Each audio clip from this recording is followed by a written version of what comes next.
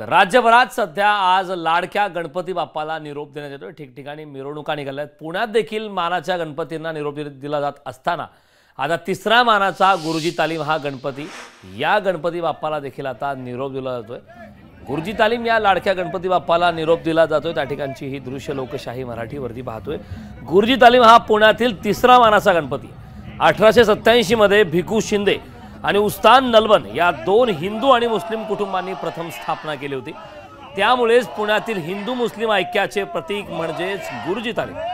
लोकमान्य टिळकांनी सार्वजनिक गणेशोत्सव सुरू करण्यापूर्वी या मंडळाची स्थापना केली। अशा प्रकारे प्लॅटिनम ज्युबिली साजरी करणारे ते पहिले मंडळ बनलेले आहे। पुण्यातले पाचही मानाचे गणपतींना सध्या निरोप दिला जातोय।